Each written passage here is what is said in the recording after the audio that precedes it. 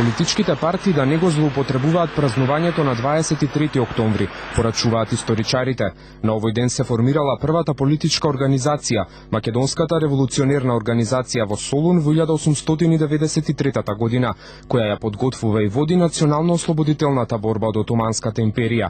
Таа барала автономија во рамките на Отоманската империја, а потоа независност. Оваа организација ја формирале 6 револуционери: Петар Попарсов, Христо Татарчев, Иван Хаджи Николов, Даме Груев, Антон Димитров, Христо Батанджиев. Според историчарот Ванче Стојчев, ВМРО за прв пат се јавува во 1910 година како пробугарски ориентирана организација.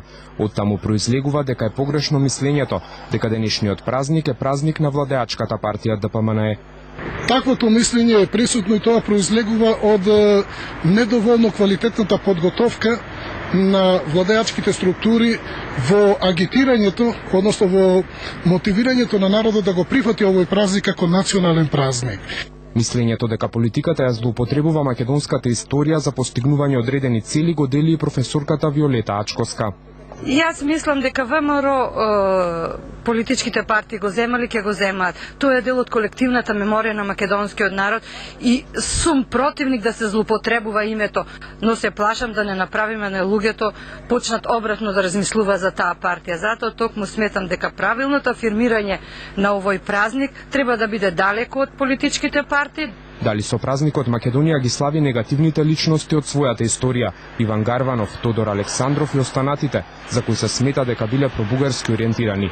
Тие биле дел од оваа организација, но не учествувале во нејзиното формирање. Точно е тоа дека постојат луѓе кои основната идеја на Македонската револуционерна организација претвориле во поинакви цели, како цели, односно како автономија за присоединување на Македонија кон Бугарија. Но тие не ги признаваме, односно ние не го празнуваме празникот заради тие личности. Па ние во најновата историја славевме личности, обожававме личности кои беа предавници на своите другари комунисти, а 50 години беа функционери во истата таа власт. Значи, некои работи мора да се расчистат и дојдат на своето место. Историчарите велат дека не биле доволно консултирани за овој и за другите празници, како и за аргументите во спорот со името. Додаваат дека македонскиот народ мора да свати дека има историја со многу подлабоки корени. За ова ќе треба сериозна дебата која ќе ги осветли вистинските херои од македонската историја.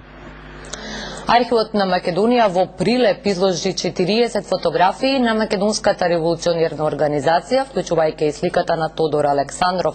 Директорот архивот Зоран Тодоровски тврди дека Александров бил неправедно запоставен во македонската историја.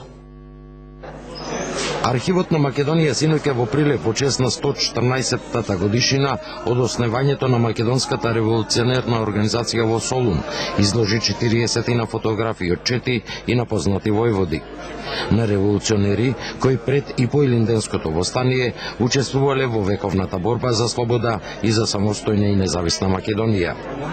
Во оваа поставка архивот реши првпат да ги презентира и фотографиите од Прилепската чета на големиот револуционер Ѓорче Петров, снимена 1903 година од познатиот ќустенделски фотограф и хроничар Атанас Новев. При нивниот избор гледавме да бидат офатени сите оние дејци кои што според мене некои од нив можда малку се презентирани во македонската историографија или на некој начин маргинализирани, а се разбира со својот животен пат, со својата револуционерна дејност заслужуваат исто така да бидат вклучени во оваа изложба. На изложбата полемика предизвика фотографијата на историски оспоруваниот и контроверзен Тодор Александров, сликан со Петар Чулев и Александар Протугеров. Денеска, на денот на Македонската револуционерна борба, делегации на локалната власт, на невладени организации, институции на партии ја посетија родната куќа на Ѓорче Петров, за која 15 на години има идеја, ама нема пари да се откупи да се преуреди во музеј, а на гробот од Пере Тошев во црквата Свето Благовештение почест му беше дадена и на овој голем револуционер. Еден зид, плоча со надписи старите темели. Само ова е останата од родната куќа на Ѓорче Петров во Прилеп, каде денес беше положено цвеќе. Денешниот собственик на куќата, Илија Шукуровски, вели дека државата досега воопшто не се грижела за оваа куќа. Тука државни делегации доаѓале еднаш годишно, само за празници. Вели дека за соодветен надомест ја остави куќата за музеј. На секоја годишнина и се ќе рече ова, ќе биде вака, ќе биде после тоа цела година и нема никого. Додека беше куќата уште во ред, не остава ништо да живните, не смете да живните под заштита на државата. Куќата е целосно разрушена пред 15 години. Досега не била заштитена со закон, ниту пак државата покажала иницијатива за нејзино реновирање. Директорот на управата за заштита на културното наследство, Паско Кузман, заеден изјави дека иницијативата требало да ја поднесе музејот од Прилеп, каде пак денес не беа достапни за коментар.